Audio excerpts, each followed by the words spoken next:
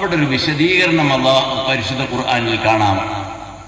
ഖുർആനിൽ മറ്റൊരു സൂറത്തിൽ, സൂറത്തു നിസായിൽ ഫാത്തിഹയിൽ പറഞ്ഞ ഈ പ്രധാന ആയത്തിന്റെ വിശദീകരണമാണ് നിസായിൽ പറഞ്ഞ ഉലൈകല്ലദീന അൻഅമല്ലാഹു അലൈഹിം മിനൻ നബിയ്യീന വസ്സുദ്ദീഖീന വശുഹദാഇ വസ്സാലിഹീൻ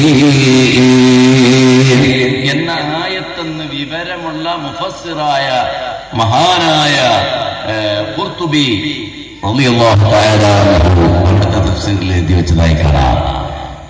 മുസ്തഖീമായ വഴിയുടെ വിശദീകരണം അത് അമ്പിയാക്കന്മാരുടെ, ഔലിയാക്കന്മാരുടെ, സിദ്ദീഖീങ്ങളുടെ, ശുഹദാക്കളുടെ, സ്വാലിഹീൻ മറ്റ് സജ്ജനങ്ങളുടെ വഴിയാണ്.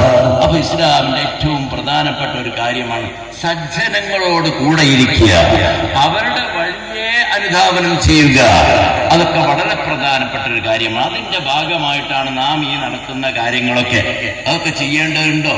എന്റെ ഇപ്പൊ റിഫായ് ശൈഖിനെ ഓർക്കുന്നതിന്, മറ്റാളെ പൊതുവിയത്തിലിടുന്നതിന് എന്നൊക്കെ പറയുന്നവരുണ്ട്. അതൊക്കെ വേണമെന്നാണ് പരിശുദ്ധ ഖുർആൻ നമ്മെ പഠിപ്പിക്കുന്നതും.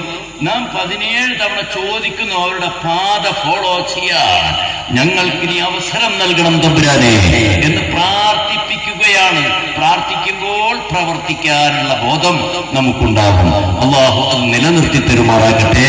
ബിസ്മില്ലാഹിർ റഹ്മാനിർ റഹീം എന്ന പരിശുദ്ധ വചനം ഉരുവിട്ടുകൊണ്ട് ഈ മഹത്തായ വേദിയുടെ ബൃഹത്തായ ഉദ്ഘാടന കർമ്മം നിർവഹിച്ചതായി അറിയിച്ചുകൊള്ളുന്നു. നമ്മുടെ ഫലസ്തീനിലെ പാവപ്പെട്ട കുഞ്ഞു മക്കള്, കുരുന്നു മക്കള് ഷഹീദായിക്കൊണ്ടിരിക്കുകയാണ്. ഇസ്രായേൽ പട്ടാളത്തിന്റെ വെടിയുണ്ടകൾ ഏറ്റുകൊണ്ട് അവരുടെ അക്രമത്തിന് വിധേയമായിക്കൊണ്ട് അവിടുത്തെ പാവപ്പെട്ട സ്ത്രീകൾ വേദനകൾ സഹിച്ച് പിടഞ്ഞു മരിച്ചുകൊണ്ടിരിക്കുക. യുദ്ധം എത്രയും പെട്ടെന്ന് അവസാനിപ്പിക്കാൻ അധികൃതർക്ക് അല്ലാഹു തൗഫീഖ് നൽകുമാറാകട്ടെ.